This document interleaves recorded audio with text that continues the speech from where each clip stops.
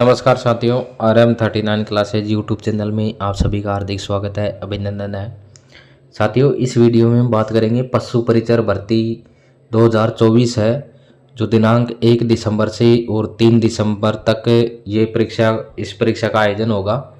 तो इस परीक्षा से संबंधित इस वीडियो में हम आपको बताएंगे कि परीक्षा में जाने से पहले आपको किन किन चीज़ों का ध्यान रखना है, इसमें ड्रेस कोड क्या रहेगा, क्या क्या चीज़ें आपको लेकर के जानी है, समय कितना रहेगा, कितने बजे तक एंट्री होगी, ये सारी जानकारी हम आपको देंगे।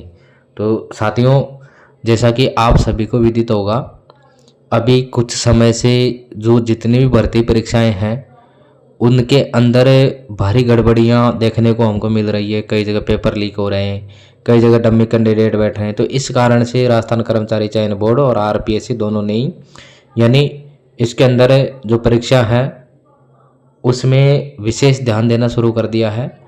तो राजस्थान कर्मचारी चयन बोर्ड ने इस पर भी फोकस कर रही है कि इसके अंदर जो परीक्षा है वो बिल्कुल ईमानदारी से, पारदर्शिता पूर्वक व गोपनीय हो, इसमें किसी भी प्रकार की कोई त्रुटि नहीं रहे। तो इस कारण से इस परीक्षा में विशेष ध्यान दिया जा रहा है। तो साथियों, अब हम आपको बताएंगे कि इसमें क्या क्या किन किन चीज़ों का आपको ध्यान में रखना है।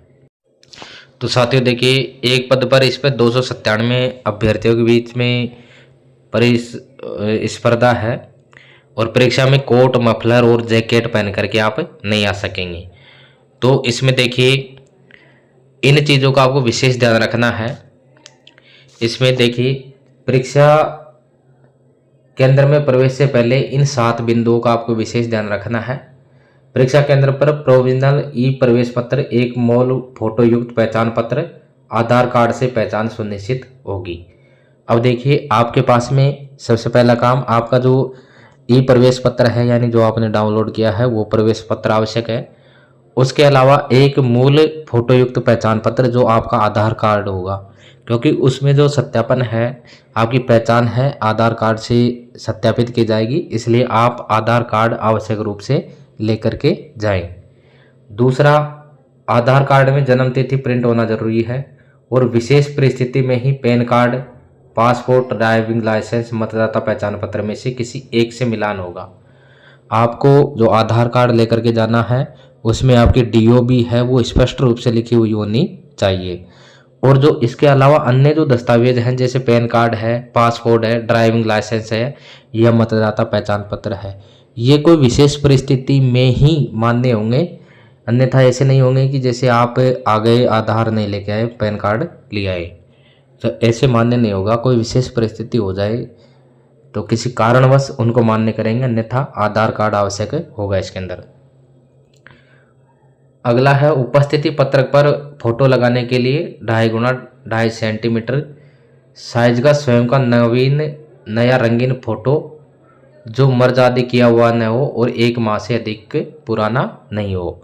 तो आपके पास में एक पासपोर्ट साइज की फ़ोटो होनी चाहिए, 2.5 गुना 2.5 सेंटीमीटर की, ज़्यादा बड़ी नहीं हो पासपोर्ट साइज, और वो फ़ोटो 1 महीने से ज़्यादा पुरानी नहीं होनी चाहिए। इस चीज़ का आपको विशेष ध्यान रखना है साथियों। तो जो पहचान है कैंडिडेट की, उसके ऊपर राजस्थान कर्मचारी चयन बोर्ड की तरफ से विशेष ध्यान दिया जा रहा है। तो आप इसमें लापरवाही नहीं करें।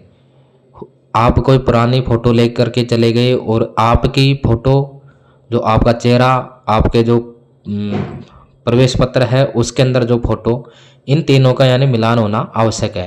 तो आपको नई फ़ोटो लेकर के जानी है। सभी फ़ोटो की सॉफ्टवेयर से जांच होगी और इसके अलावा नीले रंग की स्याही का एक पारदर्शी बाल पेन साथ लेकर के आना होगा। तो आपको एक पारदर्शी कलर का एक बाल पेन साथ लेकर के आना है। इसके अलावा परीक्षा केंद्र में फोटो युक्त पहचान पत्र के आधार पर पहचान सुनिश्चित हो जाने और तलाशी, फ्रिस्किंग और बायोमेट्रिक डिवाइस से फेस रिकग्निशन होने एवं सतर्कता टीम की जांच के बाद ही प्रवेश मिलेगा। तो साथियों, इस चीज़ का ध्यान रखना है कि आपकी बायोमेट्रिक और जो फेस है उसकी पहचान करने के बाद ही आपको प्रवेश दिया जाएगा। दूसरा, इसमें घड़ी पहनकर नहीं आए। केंद्र पर नीले पारदर्शी बाल पेन के अलावा किसी भी प्रकार का पेन, पानी की बोतल, purse, bag, geometry, pencil box, plastic pouch, calculator, तख्ती, पेड, गत्ता, पेन ड्राइव, रबर आदि प्रवेश नहीं मिलेगा अगर लेकर आए तो। यानी कहने का मतलब यह है आपके पास में 2-3 चीज़ें हैं जो होनी चाहिए आवश्यक, वो ज़रूरी है। एक तो आपका प्रवेश पत्र, दूसरा आपका जो मूल पहचान पत्र है वो आधार कार्ड, तीसरा 2 फोटो और एक पारदर्शी जो बॉल पेन है नीले कलर का। ये 4 वस्तुएं आपके पास में होनी चाहिए।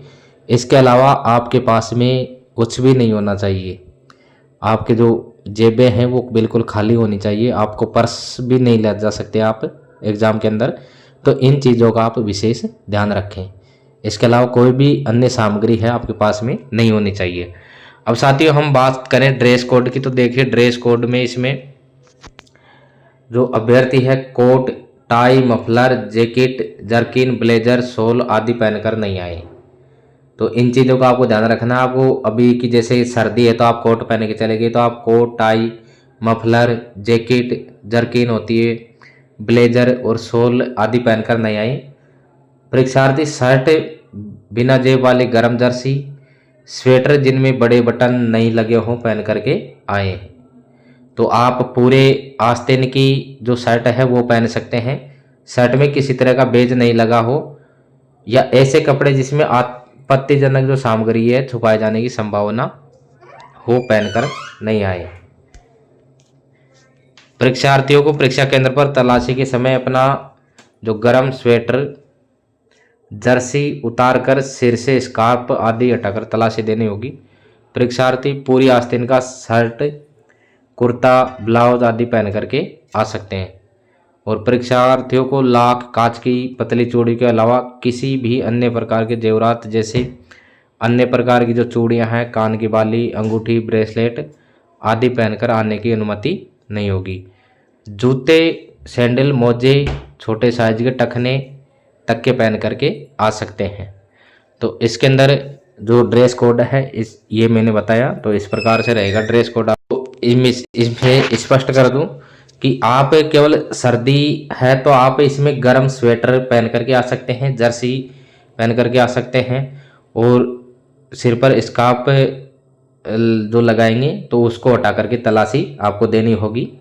लेकिन आप जो कोट है, टाई है, मफलर है, जो भारी कपड़े हैं वो पहन करके नहीं आ सकेंगे।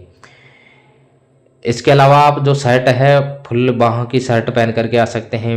शर्ट, कुर्ता, ब्लाउज पहन करके आ सकते हैं। उसके बाद में जो जूते हैं या सैंडल आप पहन करके आ सकते हैं। यदि आप जूते पहन करके आ रहे हो तो आपके मोजे हैं वो टखने तक ही होने चाहिए, इससे बड़े मोजे आपके पास में नहीं होने चाहिए। जो महिलाएं हैं उनको जो अपने आभूषण है वो बिल्कुल उतार करके आना है। सबसे ज़्यादा समस्या महिलाओं की रहती है। तो एक तो जो लाख या कांच की चूड़ियाँ होनी चाहिए आपके हाथ में। उसके अलावा ज़्यादा चूड़ियाँ भी उसमें नहीं हो, 1-2 चूड़ियाँ हो जो लाख या कांच की सादा सिंपल चूड़ियाँ हैं वो पहन करके आ सकती है।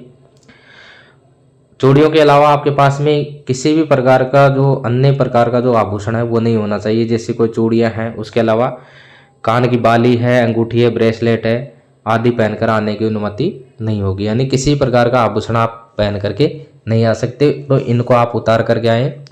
क्योंकि कई बार ऐसा होता है कि अभ्यर्थी ये सोचता है कि वहाँ पर जाएंगे तो हो सकता है कि बिठा लें हमको, लेकिन ऐसा कुछ नहीं होगा। क्योंकि इस चीज़ का विशेष ध्यान रखना साथियों, पिछली बार जो CAT की एग्ज़ाम थी वो केवल एक पात्रता परीक्षा थी, लेकिन इस बार जो परीक्षा है वो सीधी भर्ती परीक्षा है, तो इसमें विशेष ध्यान दिया गया है। तो आपको जो दिशा निर्देश हैं वही आपको ऐसे ही करना है। आपका जो प्रवेश पत्र है उसमें सारे दिशा निर्देश दे रखे हैं, तो इन दिशा निर्देशों के हिसाब से ही आपको तैयार होकर के आना है। जो ड्रेस कोड है मैंने बता दिया, तो उसके हिसाब से ही आपको इसमें पहन करके आने हैं। जो महिलाएं हैं उनको विशेष ध्यान देना है। जो आपके बालों में है जो सादा रबड़ जो बैंड होता है वो लगा करके आप आएंगी। इसके अलावा और कुछ भी लगा के नहीं आना है। और अंगूठी, ब्रेसलेट, कान की बाली, जो भी आभूषण है वो पहन करके नहीं आएंगी।